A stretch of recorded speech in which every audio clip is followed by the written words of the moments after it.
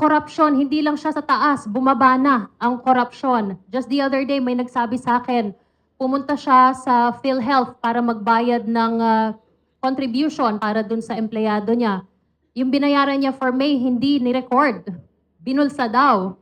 So I'm not accusing anyone. No, this is just something that I was told and I have yet to verify it. But yun ang sinabi sa akin. Yung binayaran niya for May, binulsa nung kahera sa PhilHealth, and they said that they don't have the payment on record. Buti na lang nasa logbook na nandun siya. So yung corruption nasa pinakamabababang level ng gobyerno, ng government services. At hindi aabot dito, 'di ba? Kung hindi rin tayo yung mga taong bayan, eh hindi tayo papalag. We have to say something. We have to speak up. We have to fight against corruption. And nakakatakot siya. And right now, I have like a first-hand experience of how scary it is. But we have to do it. Kasi point of no return na tayo. Either labanan natin or wala. We all die. And when I say die, I mean that like our dreams, yung future natin. I'm a mother of a three-year-old girl. She has naglagay siya ng car niya sa bulsa ko. Hindi kami naghihiwalay. And I do everything for her.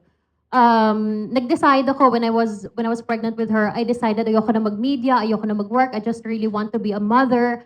But hindi pwede na nakaupo ka lang and you know a lot of things with my background both sa media and politics. Mahirap na hindi ka magsalita kapag may alam ka. It's really scary, but you have to do it. Otherwise, my kid will inherit the Philippines na talagang walang-wala, di ba? That everything is gonna be, is shitty a bad word? Everything's gonna be shitty, nothing's gonna work. Ang hirap magkasakit, ang hirap magkaroon ka ng extra gastos. Pipiliin mo yung pagkain or sometimes project ng anak mo over pagkain. It's not a good life. I'm not rich at all. Galing ako sa hirap po. Naramdaman ko rin, naranasan ko rin yung nag-evacuation center, naranasan ko rin na yung magulang ko mangungutang para sa tuition namin. Nasabihan na kami ng pare that if you cannot afford yung tuition dito sa private school, di umalis kayo. Your mom being told that sa PTA, nakakahiya. So I know the feeling. I've been there. I'm still there. My family is still there. Nakaangat lang ng kaunti, di ba? Dahil nakapagtapos yung mga bata, mag-aral. But it is a struggle that is familiar and real sa maraming Pilipino. And the level of disconnect dun sa mga politiko na who say, we speak for the taong bayan, the taong bayan wants this, ito ang gusto ng taong bayan. No! You do not speak for us. You do not experience traffic. You do not experience having to fall in line for everything. You do not experience that. Lahat kayo may privilege.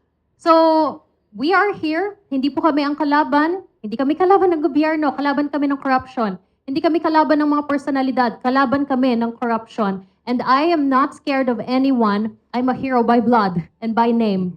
So, I'm gonna keep doing what I'm doing. I know I'm good at it. I know I'm an honest person. I'm not scared of anyone. I'm gonna keep fighting. And I hope lahat ng mga may impormasyon, say it, share it. And together we can win this fight against corruption.